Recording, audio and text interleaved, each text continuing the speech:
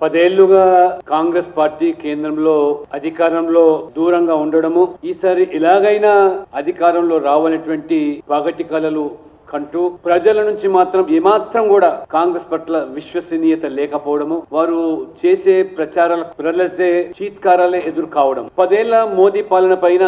విమర్శలు చేయడానికి, అవినీతి పట్ల గాని, అభివృద్ధి పట్ల గాని, పేదల సంక్షేమ పట్ల గాని ఏ రంగంలో కూడా వారికి తప్పు పట్టేటువంటి అవకాశమే దొరకటం లేదు. దీంతో కంగారెత్తినటువంటి కాంగ్రెస్ పార్టీ అబద్ధాలనే అస్త్రాలుగా చేసుకొని భారతీయ జనతా పార్టీ పట్ల బుడ్డ జల్లే కార్యక్రమం, బట్టకాల్చి మీద వేయడం అనేది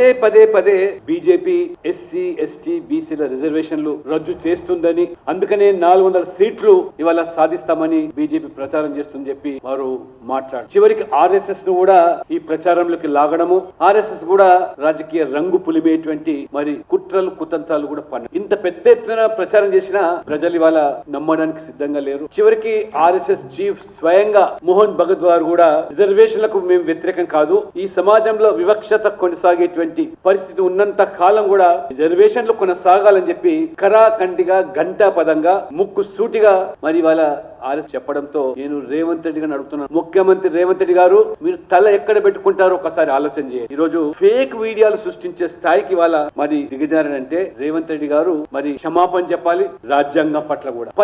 పదే రాజ్యాంగాన్ని మారుస్తామని చెప్పి విషయ ప్రచారం అయితే చేస్తున్నారో, ప్రధానమంత్రి నరేంద్ర మోడీ మొదలుకొని అమిత్ షా గారు, జేపీ నడ్డా గారు, పార్టీ యంత్రాంగం అంతా కూడా ఇవాళ చాలా స్పష్టంగా కుండ బద్దలు కొట్టి ఇవాళ రాజ్యాంగం పట్ల మాకున్నటువంటి గౌరవాన్ని వ్యక్తపరి. నేను స్వయంగా ప్రధానమంత్రి నరేంద్ర మోడీ గారు రాజ్యాంగం అంటే ఇది ఒక మాకు పవిత్ర గ్రంథంగా, ఇది ఒక ధర్మ గ్రంథంగా మేము స్వీకరిస్తున్నాం. బీజేపీ ఉండగా నరేంద్ర మోడీ గారు బతికున్నంత కాలం నా జీవితాన్నంతా కూడా దేశం కోసం దారపోస్తాను, ఈ యొక్క రాజ్యాంగాన్ని మార్చే ప్రసక్తి లేదు, మార్చనివ్వబోము కూడా అని వారు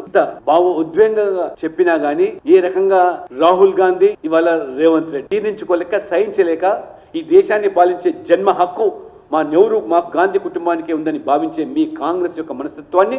ఇవాళ ప్రజలు ఇవాళ నిగ్గు తేల్చారు. కాబట్టి రేపు ఎన్నికల్లో మిమ్మల్ని ప్రజల ముందు దోషిగా నిలబెట్టడానికి ఓటు అస్త్రాన్ని వినియోగించకపోతారని చెప్పి కూడా ఈ సందర్భంగా తెలియజేస్తూ, ఖచ్చితంగా ఈ కాంగ్రెస్ పార్టీకి బీఆర్ఎస్ పరాభవం తప్పదని, భారతీయ జనతా పార్టీ తెలంగాణలో అత్యధిక స్థానాలు మరి గెలిచి తీరుతుందని చెప్పి ఇవాళ మోదీ గారు, అమిత్ షా గారు, నడ్డా గారు, రాజ్నాథ్ సింగ్ గారు ప్రచారం ద్వారా ప్రజలు ఎవరైతే బ్రహ్మరథం పడుతున్నారో అన్ని సీట్లలో ఇవాళ బీజేపీ ఆధిక్యత